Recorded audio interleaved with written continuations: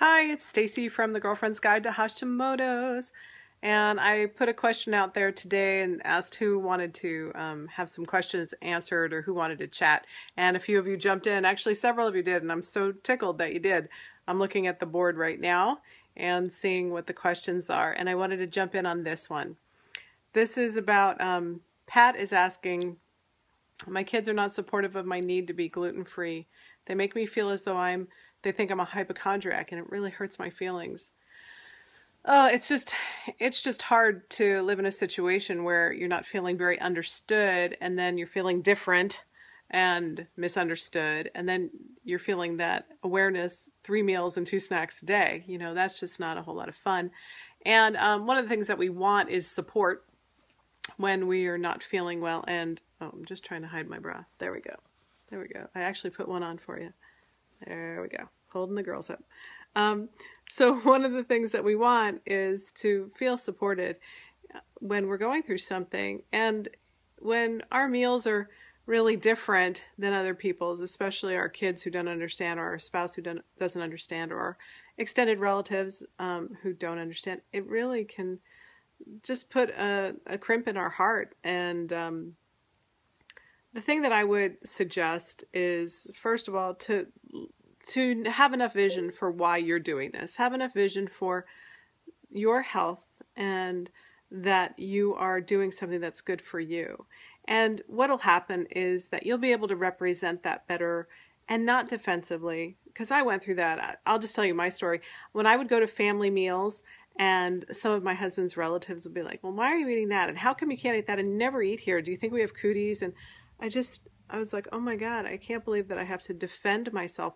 And then you get into this posture where you're literally defending yourself for being sick. And you're like, no, I've got to prove how sick I am and how I have to eat this certain way. And you start feeling like you're crazy. Like, why do I have to say all these words? You hear these words coming out of your mouth.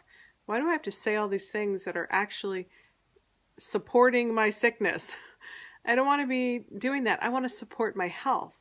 And so what I realized was that I had to catch the vision. I really couldn't expect anybody else to catch the vision for why I was eating the way I was, or why I was living my lifestyle now the way that I was. I couldn't expect them to catch a vision that I hadn't caught. And until I caught the vision, all of my feelings got hurt and I answered defensively. Once I came to a place of feeling empowered, like, this is what I get to do to support my healing. This is my personal responsibility, no matter what anybody thinks. You know, that's kind of what being a pioneer is and being a leader is. Suddenly we're in a position where we have to take a different leadership and be a pioneer of our health. And not everybody sees that vision. But that doesn't mean we have to give up our vision just because others can't see it. And so I just let my vision for my health and my healing be strong. I saw enough difference in how my good foods, my healing foods were energizing me and making such a difference in my rest and my skin and my vitality.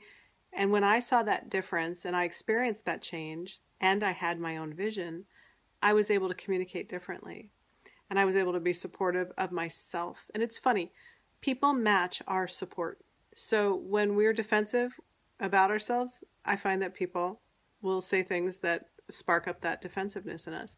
But when we're supportive of ourselves, I find that other people tend to be more supportive.